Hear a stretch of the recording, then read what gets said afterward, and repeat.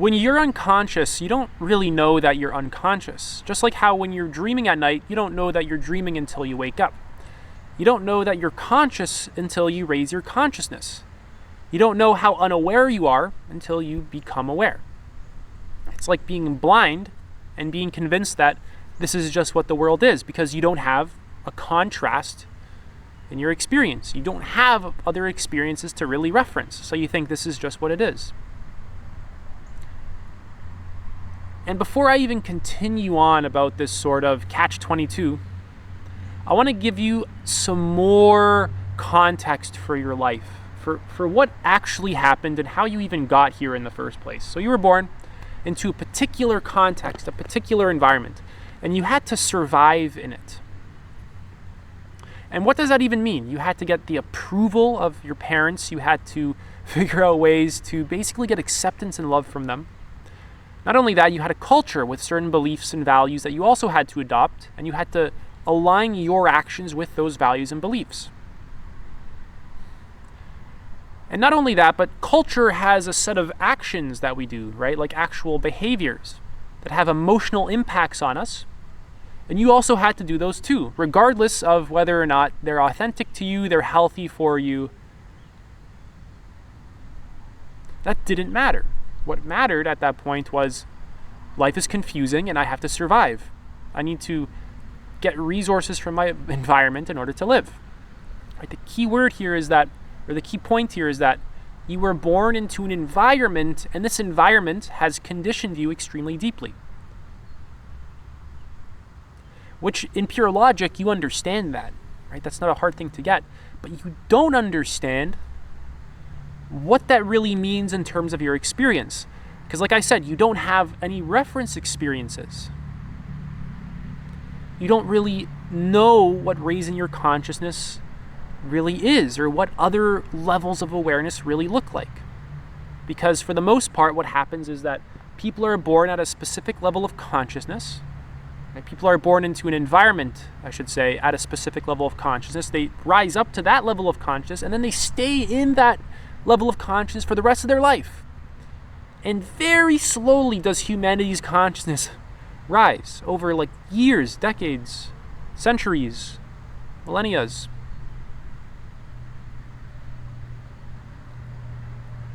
And you can raise your consciousness, right? You can, if you take this into your own hand, you don't have to you don't have to wait a century. But you were conditioned by that environment, and you are staying within the level of consciousness of that environment. You're staying within the thoughts of that environment. Because look at your thoughts. Are they not just the same thoughts on repeat? The same beliefs on repeat? Like, what is your mind? It's just a collection of various conditions that perpetuate itself over and over and over again, and it seeks to survive. Same thing with your emotional experience. Is it not just the same states over and over and over again? Is it not the same general things happening in your relationships, the same general patterns, the same trigger points?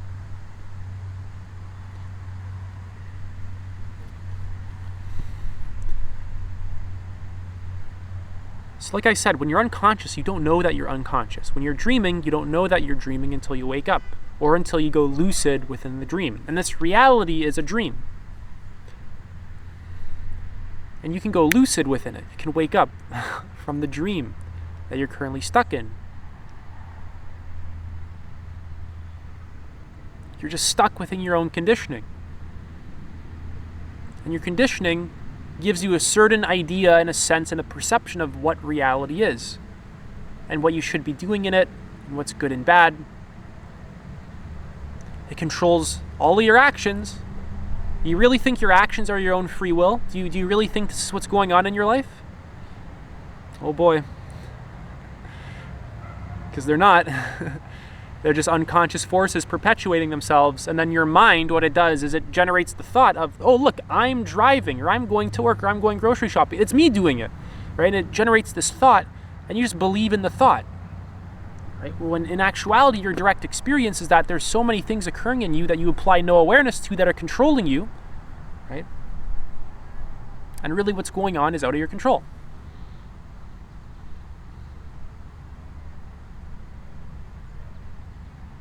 Right? You really think that your actions are somehow being done by you. They're not. They're being done by unconscious programming that's deeply conditioned into your being on all levels, and it's just perpetuating itself. It feeds this programming literally feeds off of your energy.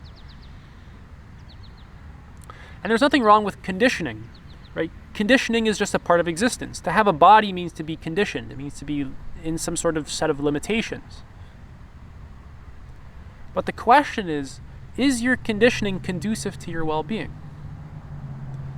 Is your conditioning in alignment with what is true? Is your conditioning in alignment with your authenticity, your core values? Because growing up, no one ever told you anything about your core values. They didn't care. They didn't give you personality tests. No one sat you down and said, hey, we're going to figure out how your mind works and we're going to build a life based off of your own psychology and, your own values and all this stuff. That never happened. What happened was you went to school, they said, here, look, religion or science and whatever, and you just adopted this garbage. And now you believe it. You believe all the things that your culture basically fed you with.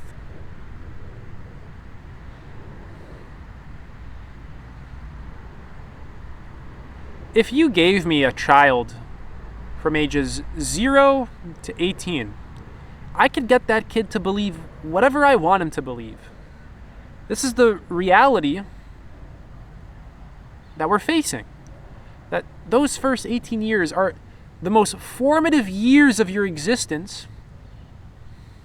And any pain or avoidance patterns or wounds or beliefs or judgments or limiting beliefs, right? Any sort of labels you attach to yourself that happen within those years is going to impact you for the rest of your life unless you become conscious of them.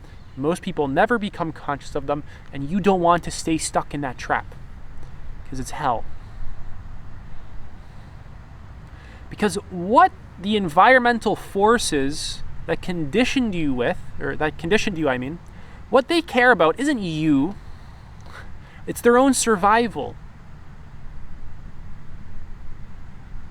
What culture as a whole cares about is not you, it's the continuation of culture. And it uses your energy to serve its own agenda.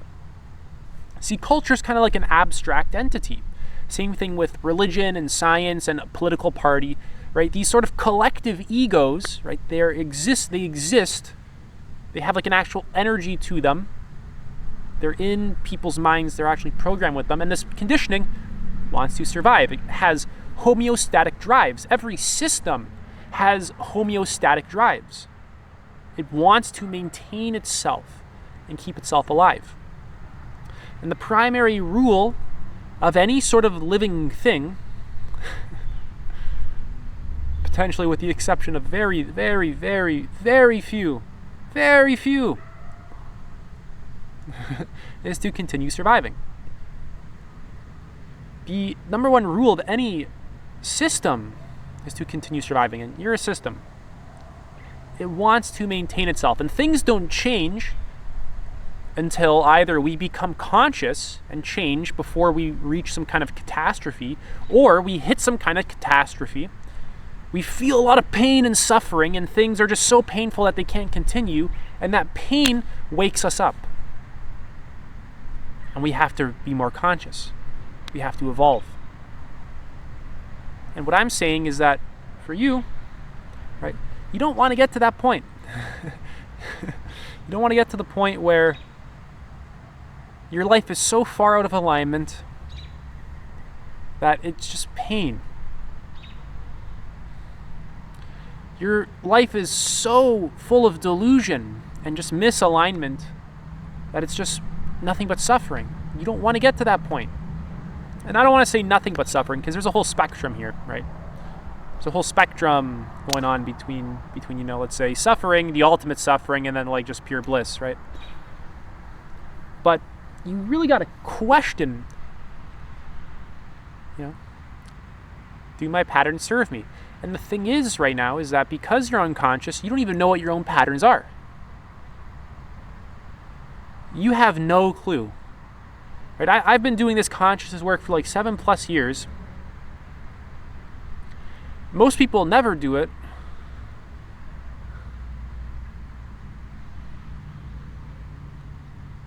And you don't want to make the assumption that you just already know. A wiser approach is just saying that you have no idea when you have no idea. If you don't know what your conditioning is, what your patterns are, whether or not it's like healthy for you or serving you, if you don't know what being in alignment with yourself is, if you don't know what your core values are, right, you want to start with honesty. You just want to start with, I have no clue. Because that's what's true. Already, we're getting more in alignment. Because what do all these things have in common? Authenticity and alignment and like creating health within yourself and having like a good relationship or a career that like impacts the world in a positive way. Every single one of these is going to have elements of truth in it. There's no such thing as a career that impacts the world in a positive way that is very fundamentally built on nothing but delusion. There's no such thing as well-being when your whole mind is full of delusions. There's no such thing as authenticity when you're out of alignment with what's true, because authenticity, by definition, is truthful expression of who you are.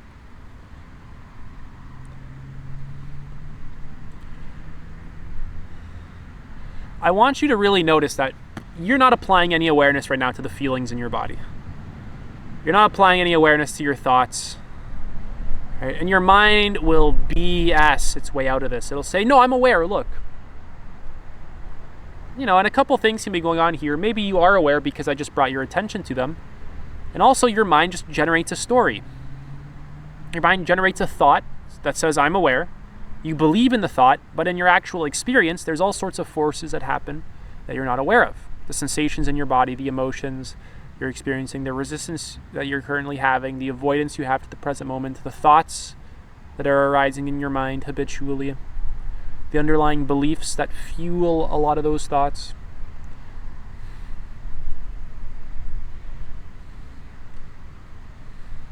We're stuck on surface level phenomena. Like a thought arises and it controls us, or like an emotion arises and we don't like feeling it, so we react or avoid or get triggered.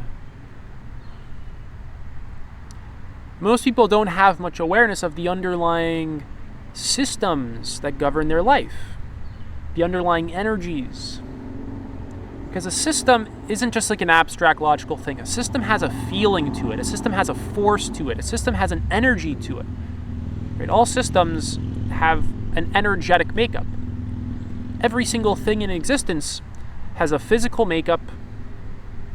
Okay, I don't want to say every single thing in existence, but on this sort of typical human experience, right?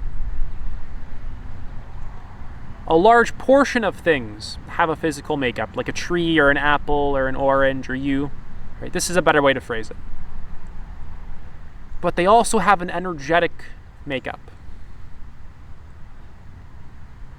There's the actual energy of the thing, the pure felt experience of it, the actual sort of just energy that it emits, right? And foods have different energetic makeups, different people have different energetic makeups, and this one is really easy, especially with people, because you can feel the vibes of different people. And everyone's got the same vibes, right? And we're always talking about the vibes in our culture. There was good vibes, there was bad vibes, right? So it's like we know. It's like, it's just there, you can pick it up. And there's degrees of sensitivity to these things as well. Not everyone picks them up at the same level.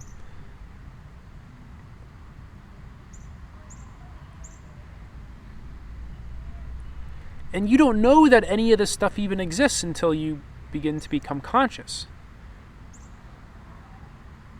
Until then, you're convinced of a lot of delusions, like you are the ego, you are the identity, you are the body and the mind. You're basically convinced of various things that your mind tells you on repeat, and you just kind of hold them as true, and that's it. There's no bypassing this next point that I'm going to make.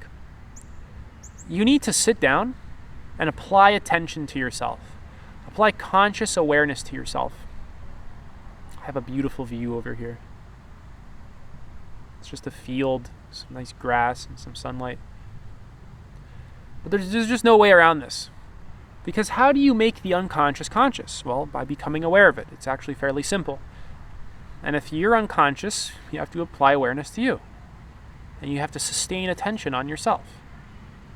And what this is going to do over time, it is going to bring out most likely a good chunk of pain. And it's going to feel fantastic. So once again, we got the whole spectrum here. It's going to bring out pain, and it's going to feel amazing too. And the reason why it's bringing out pain is not because becoming conscious creates pain. It's because this is all the pain that you have avoided in your life. This is all the patterns of dysfunction that you have that are being brought to the surface, and all like the repressed energies and emotions that are holding those things together. All of that's being brought to the surface. You're really purifying your being. And then what are you left with? You're left with what is natural, what is genuine, what is true, what is authentic. Once you strip away all the ingenuine garbage and you process it and you just allow it to, leave, you're just left with what is true. Right? That's why spiritual awakening, right? We say it's awakening. It's like you're waking up from a dream. You're awakening because you were asleep.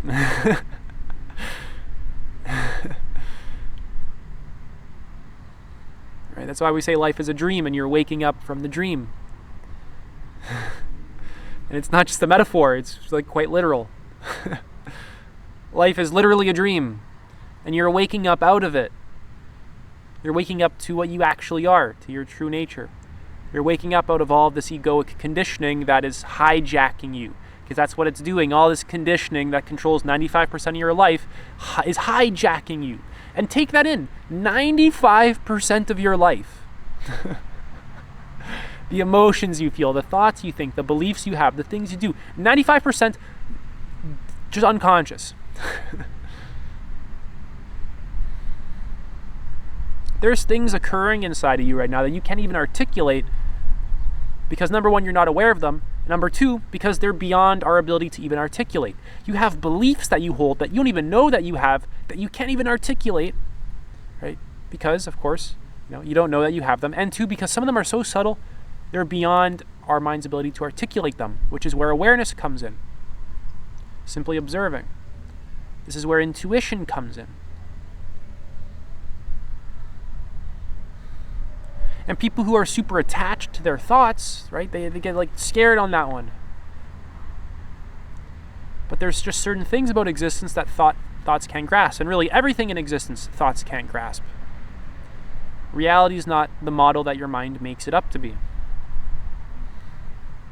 What your mind does is it creates a model of reality so that it can navigate reality effectively in order to get what it needs to survive. Just watch your thoughts. Just be conscious of what's going on. Oh, what's over there? Right? It's trying to find some entertainment, curiosity, it's anxious, and it's trying to reduce anxiety. It's basically looking for all sorts of ways to get its needs met and find pleasure and just avoid pain. Nothing wrong with that. It's fantastic. Let's just be conscious. And then let's determine if a lot of those patterns actually serve us. Because if we look at humanity right now at a large scale, our patterns don't serve us. We're completely destroying the environment. We're very wasteful. A lot of the things we produce have no real point to them. A lot of them are really unhealthy. Our food, our entertainment, our fashion. So much of this stuff is just downright wasteful, if not dysfunctional. And we all participate in this. We're all co-constructing this.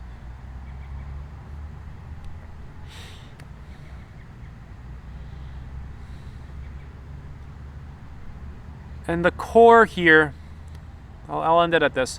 The foundation here is just being honest. Do you really care about what is true? And can you see the wisdom in really caring about what is true? And really valuing that? And what most people call true is not what's true. It's their own beliefs. It's their own survival agenda. It's their own limited perspective. That's what they call true. What's true is what is actual. Truth is what actually exists. Truth is just that which that is. Truth doesn't need any debates. It doesn't need any fights. It doesn't need any of this stuff. Because what is true is just what is real. You can experience it. You can be conscious of it. That's the awesome thing about truth, is that you don't have to believe anyone. You can be aware of what's true.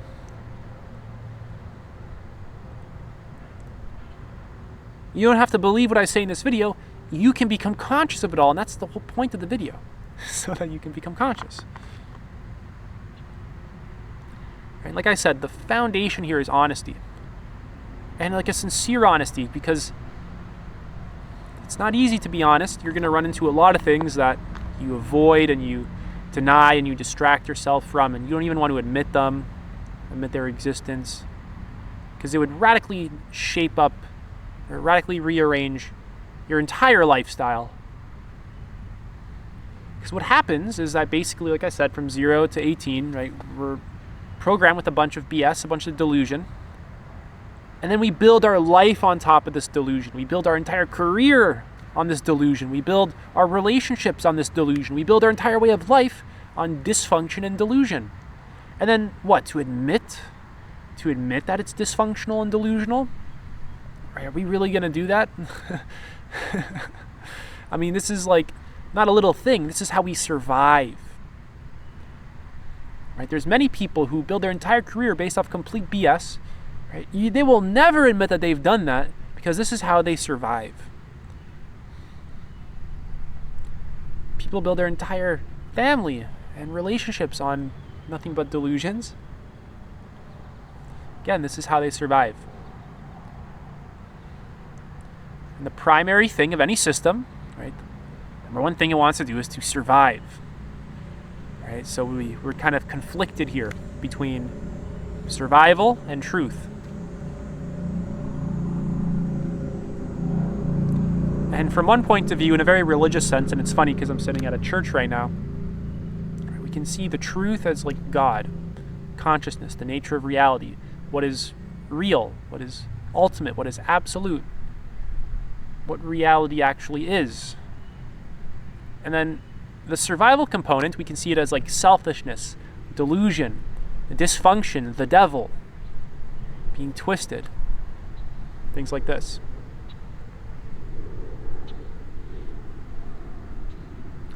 And it's funny because in this existence, everything is in a complete state of unity. Nothing is separate, so there's no separation between either one of these. But we can make a difference between them, but they're not fundamentally separate. That's it for this video. I'm offering one-to-one coaching. You can apply. Link is in my description. It's also in the pinned comment. Take it easy.